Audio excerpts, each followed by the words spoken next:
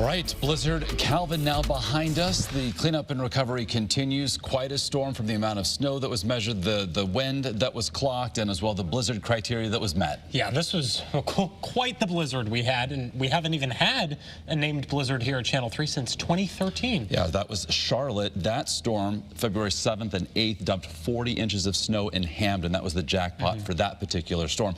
And also want to point out that today we never crested 20,000 outages, which is remarkable.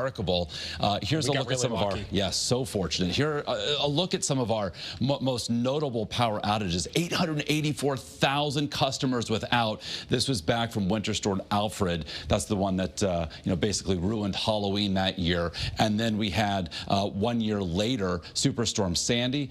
Then we had Tropical Storm Irene at 754,000. So these all happened within a very small window of time. So again, very fortunate. Of course, never good to lose power, but to lose it on that magnitude, obviously never a good thing.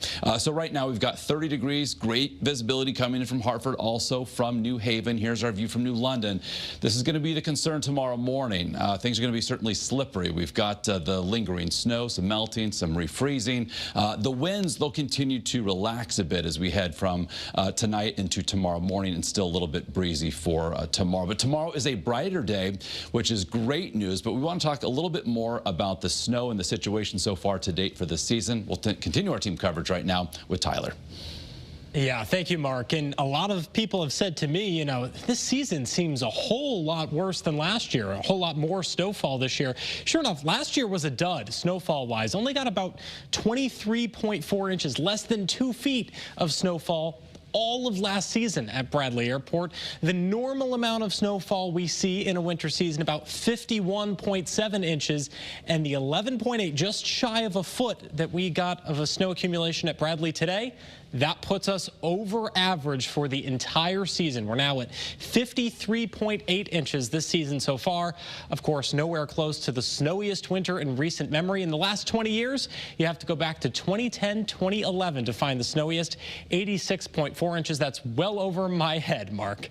Yes, indeed. All right, tonight we're looking at temperatures dropping down into teens and low 20s. Tomorrow, lots of sunshine, a little bit breezy. Note the wind gust tomorrow only around 20 miles an hour. And during the afternoon for our Tuesday, we reach 25 to 30 inland, low 30s along the shoreline. But it will be a dry and brighter day. So those temps will feel a little bit chillier when you factor in the wind. Now, tomorrow, we're going to be watching cloud cover increase well after sunset in advance of this disturbance that's going to bring a round of light snow to Connecticut for the Wednesday morning commute. It's quick hitting, and in that window of time, we could pick up 1 to 2 inches of snow, generally speaking, perhaps some 3-inch totals across the hill towns of northwest Connecticut. So this is our next first alert weather day. Nothing like Calvin. It's just poorly timed snow that could impact that Wednesday morning commute. By Wednesday afternoon, temperatures are in the upper 30s. We'll see some partial clearing, so some rays of sun before it sets. On our first alert 7-day forecast for Thursday,